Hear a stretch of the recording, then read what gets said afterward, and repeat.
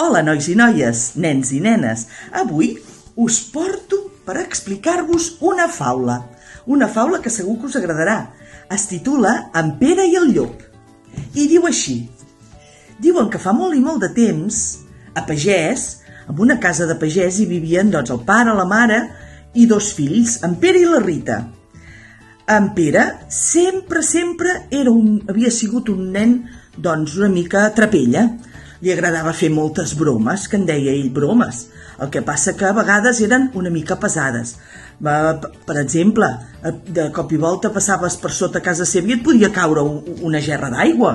O feien una coca i en vez de posar-hi sal hi posava sucre. O de cop i volta et podies trobar que hi havia al terra una galleda i t'entrebancaves. Coses d'aquestes feia en Pere. I s'havia guanyat la fama de noi entremaliat. Bé, això de petit, i el noi va anar creixent i les seves bromes també van anar creixent. Fins que va arribar un dia que el seu pare, en Pere, li va dir: «Noi, ja t'has fet gran i has de començar a contribuir aquí en aquesta casa i per tant aniràs a fer de pastor de les ovelles.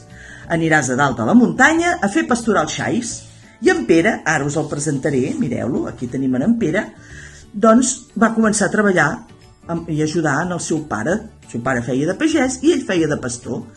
I bé, el primer dia va anar cap amunt, cap a la muntanya amb els seus xais, ell molt content, se'n va portar la seva flauta i quan va ser allà dalt, es va seure i va començar a tocar i després va treure l'esmorzar i va esmorzar i després va pujar per dalt als arbres per veure què veia.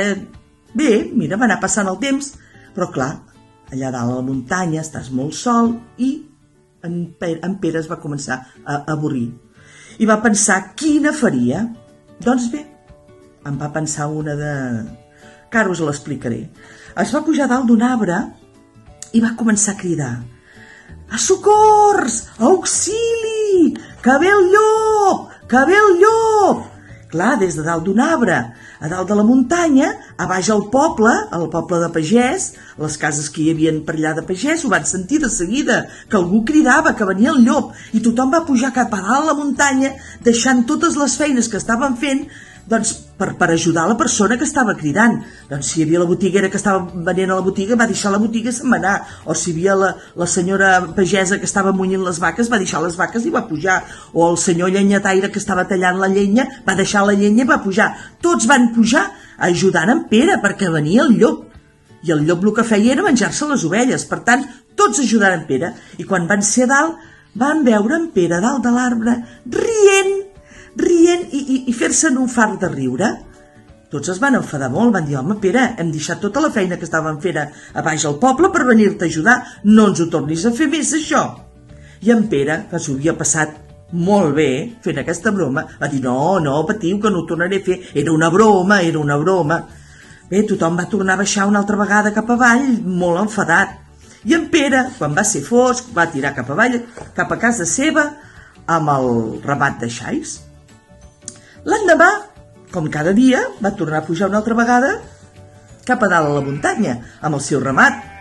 I quan va haver fet totes les feines que feia, i esmorzar, i dinar, i tot, també va començar a avorrir-se i va pensar: «Ahir va ser molt divertit, allò. Vinga, va, ho tornarem a fer». Va tornar a pujar dalt de l'arbre i va començar a cridar una altra vegada: «Que ve el llop! Ajudeu-me! Socors! Que ve el llop!» Clar, la gent va pensar: «No, home, aquesta vegada deu ser de veritat». Tothom va deixar la feina que estava fent. Tothom, la botiguera, el llenyataire, la lletera, tothom deixant la feina que feia, va pujar cap a dalt a la muntanya. «Mira, on és el llop?» I ell rient: «Us he tornat a enganyar, mira que sou burros, que us he tornat a enganyar».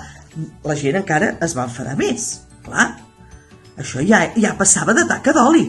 I tothom li va dir: «Pere, ja està bé, no tornarem a pujar més, perquè això d'enganyar-nos no està bé». I en Pere encara rient. Va arribar al vespre, se'n va anar cap a casa seva i va tornar a pujar l'endemà. I bé, aquesta vegada, ja havia pres la lliçó, que això no ho havia de fer, però aquesta vegada, nois, va arribar el llop. El llop va començar a mirar-se, ell va pujar de seguida dalt de l'arbre, perquè també se'l podia haver menjat amb ell, i el llop va fer una destrossa, va començar a menjar: «Ara menjo una ovella, ara en menjo una altra, ara en aquesta la mossego, ara aquesta també».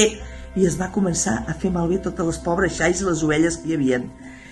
I el Pere va començar a cridar, clar, ha vingut el llop, pugeu, ajudeu-me, que hi ha el llop, que hi ha el llop. Però en el poble ja el sentien que cridava ja, però ningú li feia cas. Era ja la tercera vegada, ja tothom va dir, prou, en Pere ens està enganyant, per tant, no pujarem a ajudar-lo. El llop va fer de les seves, se'n va menjar les que va voler, va ferir les que va voler i quan va estar ben tip, se'n va anar. I en Pere va baixar de l'arbre, va agafar els 4 xais que li quedaven, que pobrets ben espantadets que estaven, i va baixar cap a casa seva. Quan va arribar a casa, el seu pare, clar, li va dir, què ha passat? És que ha vingut el llop i ningú m'ha ajudat. És que ningú t'ha ajudat perquè els havies enganyat abans. I ja se sap, a les persones que diuen mentides, a les persones que enganyen, arriba un moment que ningú se les creu. I aquí s'ha acabat la història. Espero que us hagi agradat, però ja s'ha acabat.